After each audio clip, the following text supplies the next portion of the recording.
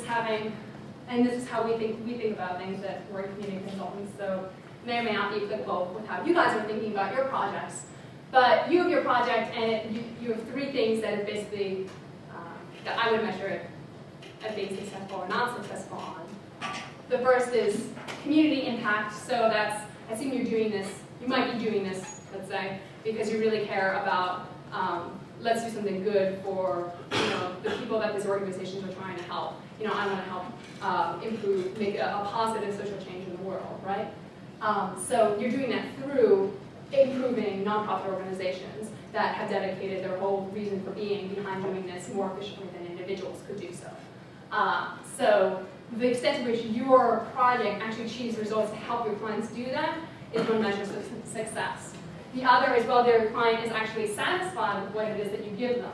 Now, this is actually not necessarily the same as achieving community impact, because if you haven't scoped your project right, you could give them something that makes them really happy, they end up not implementing it, they love you, but it doesn't actually end up having an impact on the community.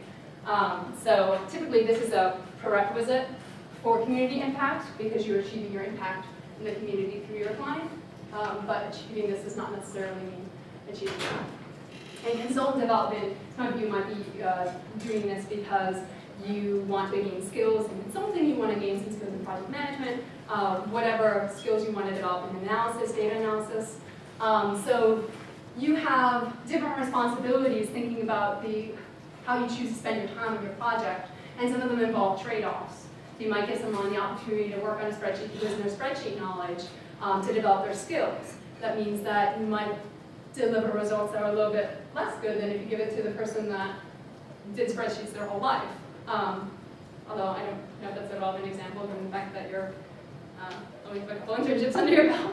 But you know what I mean, like different people are going to have different development areas. So the idea is you have to make choices about the trade-offs that you make in terms of, do we push back on the client in this particular area? It won't make them happy, but we think it might change their mind and achieve a real community impact. Or do we kind of err on the side of implementing something that's more of a compromise solution that we think might achieve some community impact, but might keep our client happier?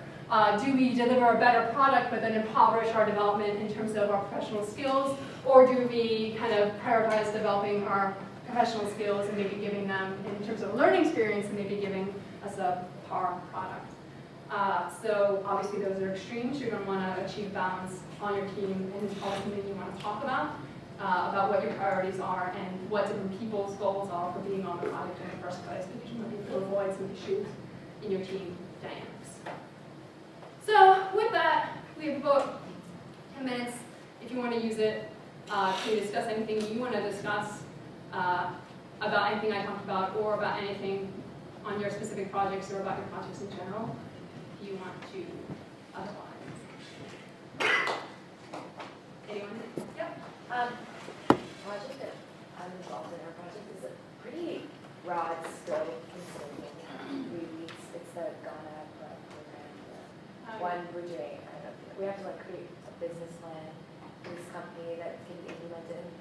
I don't know. I mean, I guess we'll have to find out if the scope is too broad. But what would be the best way of explaining to your client that maybe the scope is too broad, or you're worried you're not going to achieve the goals without appearing as if you're I don't know, without appearing as if you're not prepared or something, you know what I mean? Yeah. How do you approach that? Yeah. Have you experienced that? Yeah. We experience this a lot in working community consultants, because nonprofits tend to have a lot of things that they want help on. Yeah, they just have a big idea, and I don't know that much about the program yet, but I don't know if they understand that it's actually what we're I can tell you my opinion on that. Yeah. I'm not sure if you about project mentors or something like that might give you a different idea. So if you do and they tell you something different, okay. I don't want to get in their way, but here's how I would think about that. And I think that one's like a business plan, and then they had a million other things that they wanted, and templates for implementation. Yeah. I remember seeing that one being in 4 weeks. Right. Okay, so the crux of that one is the business plan.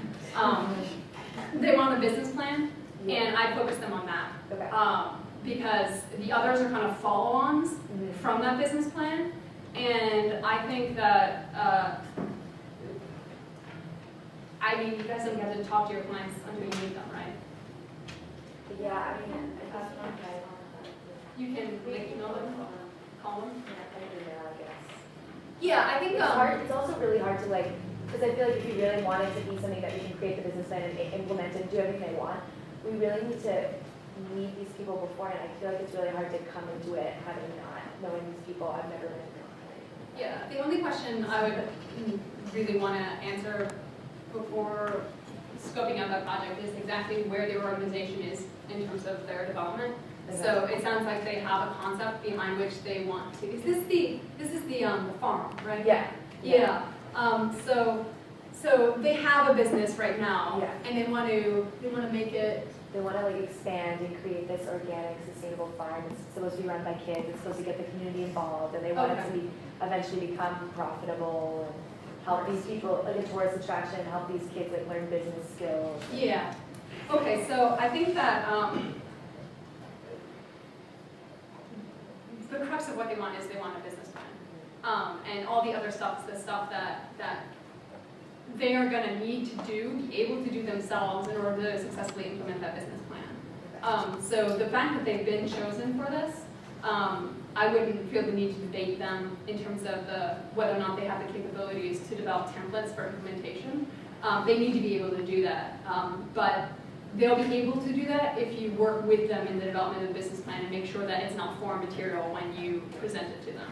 So I try and scope them down away from those accessories to the business plan and just on the core business plan itself, and it improve your probability of actually delivering a usable product for them during that time, and make sure that your whole team probably just goes online and like downloads some of the basic templates, the guides for writing business plans. There's some directed at nonprofit organizations as well. Make sure everyone's trained up on that material before you enter in, so you know the steps of how you write a business plan. And what are the key things you need to do. We're going to need one person on customer segmentation. It's pretty clear that you can go in on that one. You don't have to worry about them saying, like, that's not what we don't want a business plan. Because they definitely need that. Yeah. So that one's, in my mind, a little bit easier because you just need to talk them down in terms of your capabilities. Okay. And you'll seem more confident if you come in and you say, well, this is what we can do for you. We can give you, a business plan that includes X, Y, Z elements. Here's how we'd approach it, we laid it out, but here's what we can't do for you in this amount of time, and here's what we need you guys to start thinking about as we go through and communicate with you about what this business plan will entail. That way, you have all the planning, all that kind of planning done actually ahead of time. Yeah. It's just a matter of getting them on board, and because they probably don't know what they want yet, if you come in confidently with a plan for this, we think this can give you real value, they'll probably just come on board with that and feel very confident in how you guys are approaching things. Okay.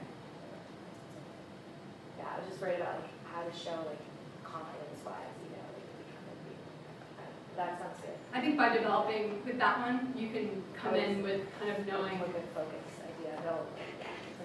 Yeah, I think if you can call them ahead of time, just to ask a couple questions about like, how long has the farm been running? Have you actually started taking a look at getting a sense of where they are in terms of, have you identified what sort of youth will work? Where they're gonna come from? Like, have you, do you know what kind of farm you want to be? How you'll be organic? Are you organic now? Mm-hmm. To determine how much space there is, and then you can determine from those questions how much they need to actually figure out in terms of a business plan, or whether they have like a business plan in mind, they just want you to write it, they just don't know how to write it down. I think it's like, there's nothing.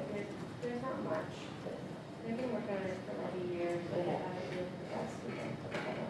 Yeah, the only thing there is like, do they need to determine a functional business model, or do they have a functional business model? They just need to be written down, because in the latter case, if it's just a matter of writing it up in a business plan format, then you can do the other stuff. Right. So that's the only. That's one woman's take on it. Okay, time for one more question. Okay, I hope this was helpful and not overwhelming. It's either overwhelming or not helpful, given from the lack of questions and the silence. So, okay. Well, thank you for having me.